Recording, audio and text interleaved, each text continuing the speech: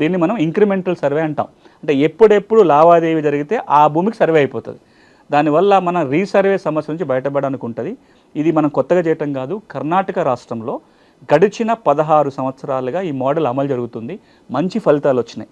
నేను కర్ణాటక విజిట్కి పోయినప్పుడు, నేను కోదండ రెడ్డి గారు అక్కడ ఉన్న ఇష్యూస్ను అర్థం చేసుకోవడానికి పోయినప్పుడు రెవెన్యూ మంత్రి గారు ఒక మాట అన్నారు. అక్కడ రెవెన్యూ మంత్రి గారు, నేను వారిని అడిగా, కర్ణాటక రాష్ట్రము కంప్యూటరీకరణ చాలా ముందు మొదలుపెట్టిన వాళ్ళు. 2004 నుంచి కంప్యూటరీకరణ జరుగుతుంది.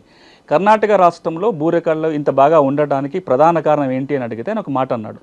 ఎవరు చేశారో ఎందుకు చేశారో తెలియదు. ఒక 16 ఏళ్ల కింద అప్పుడున్న అధికారి కావచ్చు, మంత్రి కావచ్చు, ఈ రిజిస్ట్రేషన్కి ముందు, మ్యూటేషన్కి ముందు మ్యాప్ కంపల్సరీ ఒక రూల్ పెట్టారు. దానివల్ల కర్ణాటకలో రికార్డ్ అంతా సెటరేట్ అయింది అని చెప్పారు. ఈ విషయం మన దగ్గర అధికారులతో చర్చిస్తే చాలామంది అధికారులు చెప్పిన మాట, అవును మనం ఎప్పుడో చేసి ఉండాల్సింది, కనీసం ఇప్పుడైనా ఆ రూల్ కనుక పెడితే ఇంకో 5 ఏళ్లలో 10 ఏళ్లలో మన రికార్డు చాలా వరకు ప్యూరిఫై అయిపోతుంది. అందరు దీన్ని ఆమోదించిండ్రు. ఆ రూలు ఈ భూభారతిలో రాబోతుంది. క్రయ విక్రయాల వల్ల అంత సర్వే జరుగుతుంది. ఇప్పుడు మీరు ఇళ్ల స్థలాలు కొనుక్కున్నప్పుడు దస్తావేజ్ లాస్ట్ పేజీలో ఒక రఫ్ మ్యాప్ ఉంటుంది.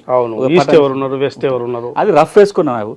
ఇదే మనం ఒక లైసెన్స్ సర్వేర్ పోయి జీపీఎస్ ఉంటుంది కాబట్టి లాంగిట్యూడ్, లాటిట్యూడ్స్, అక్షాంశాలు, రేఖాంశాలు ఫిక్స్ చేసి కనుక మ్యాప్ తయారు చేస్తే గెట్టు తగాదాలు, ఏది కొనం, డబుల్ రిజిస్ట్రేషన్స్, ఇవన్నీ కూడా మనం నిరోధించడానికి ఈ నియమం ఉపయోగపడుతుంది.